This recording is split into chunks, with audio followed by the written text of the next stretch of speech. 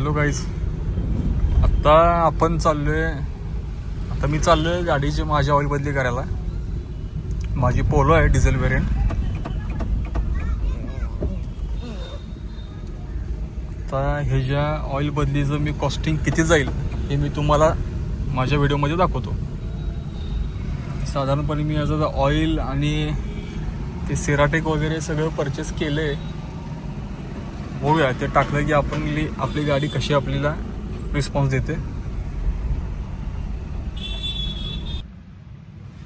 आता आपण लिक्वी मोली म्हणून जर्मन ब्रँडचा ऑइल आहे. हा ग्रीन म्हणजे डिझेलचा येतोय आणि लाल म्हणजे पेट्रोलचा येतोय. त्याच्यामध्ये आपण VW हे आपल्या गाडीला सूट होईल असं याच्यावर नाव आहे. सो तो आपण हे सगळं जे घेतले सगळं ओरिजिनलच घेतले. आणि हे डिझेल फिल्टर आहे, एक 500 रुपयाच्या आसपास आहे. आणि हे आपण घेतले सेराटिकचं लिक्वी मोलिक्यूल म्हणून घेतले. जसं की इंजनला आत आपल्याला एक सॉफ्ट आणि स्मूथ परफॉर्मन्स मिळेल हे असं आपण बघितलं आहे यूट्यूबवर ऑनलाईन. सो आपण त्याचा एक्सपेरिमेंट करतो आहे. हे सगळं सामान आपल्या आत्तापर्यंत पडलं आहे. हे सगळा मटेरियल पकडला तर हे 6000च्या आसपास आपल्याला मटेरियल पडलं आहे. आता पुढची जी काय ऑइल बदली असेल प्रोसेस त्याचा आपण खर्च बघू. गाडी घेतल्यापासून आपला हा पहिला ऑइल बदली आहे. तसं मी ही गाडी सेकंडच घेतली आहे. पोलो आता काय आपल्याला नवीन मिळणार नाही आहे. चला बघूया तर. पोचलो इथं आपण आता गॅरेजवर तर आलो आहे. बघू आपल्याला आज इमर्जन्सी आहे सो आपण आता आलो आहे. सामान पडला इथं.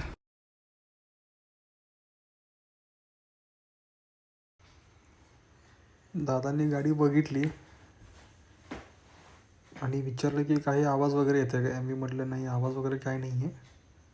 तो लिकेज वगैरे थोडं चेक केला टॉर्च लावून. बाकी खाली वगैरे तो बघितला पण लिकेज वगैरे काय नाही आहे गाडीमध्ये. गाडी एक नंबर आहे. सो काही अडचण नाही म्हटलं गाडीमध्ये. ऑइल लेवल थोडी कमी झाली होती गाडीची. VWची थोडी ऑइल लेवल कमी होत असते, पोलो वगैरे कोणतीही गाडी काय VWची. सो आपण म्हटलं ऑइलच चेंज करून टाकू. मिस्त्री ती गाडी चेक केली, स्टेअरिंग वगैरे चेक केला त्यानं. कुठं काय स्टेअरिंगला काय प्रॉब्लेम वगैरे आहे का. तसं काय नाही आहे गाडीला. गाडी एक नंबरच आहे. मी बघूनच घेतली आहे गाडी. सो तो आता राईड घेतो आहे. स्टेअरिंग जास्त झाला मला येतो पण काही अडचण नाही आहे गाडीला. ते नंतर त्याला कळालं ती.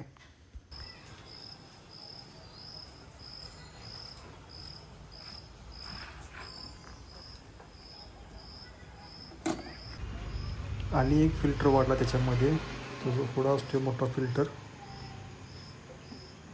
बाकी गाडी चेक केला तो. त्याला कसं असते खाली पूर्ण ते कोट असते त्याला. त्याचे 4-5 ते नटबोल्ट काढून मग ते फिटिंग करून त्यातले सगळं ते बोल्ट काढून वगैरे ते सगळं VWचं थोडंसं कंजेस्टेड आणि काय म्हणतात त्याला खूप कमी जागेत ते सगळे तिने बसवलेले असतात. खाली लिकेज तिनं चेक केला पण लिकेज तर कुठं काय नाही आहे. ते एक समाधान आहे आपल्याला. बाकी काय आता बघू कुठं काय आता काम करतोय तो.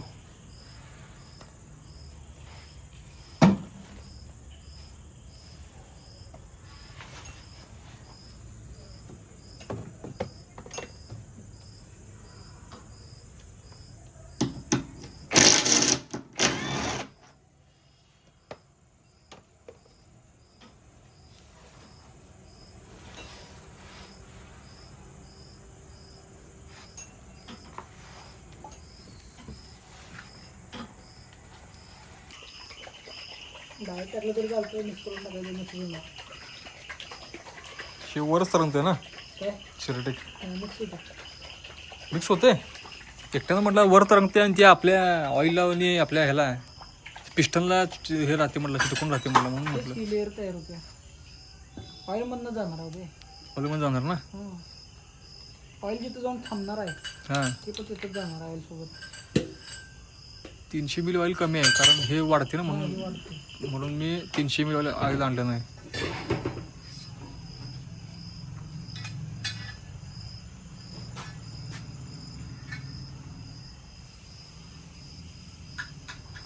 गाडीमध्ये ऑइल लेवल कमी झाली होती. 4 लिटरच्या आसपास गाडीत ऑइल लागतं. 3 लिटर काय 3.5 लिटरच ऑइल निघालं गाडीमधून. त्यामुळं मी ऑइल चेंज करून टाकली आणि त्यात ब्रँडेड ऑइलच घेतला. साधं ऑइल का आपण काही घेतलं नाही.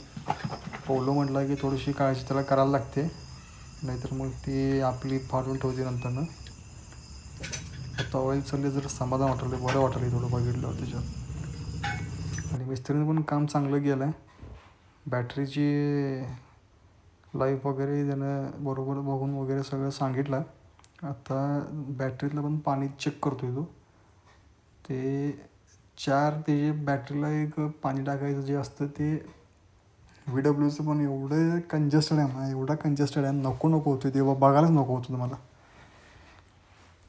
सगळ्या बॅटरीच्या वायर काढा, मग त्यात पाणी भरा, मग त्याचे ते सगळे पिन्स काढा. लई झडते, झंझट आहे लई. पण काय आता घेतलं तर करायला पाहिजे. फायनली गाडीचं काम झालेलं आहे.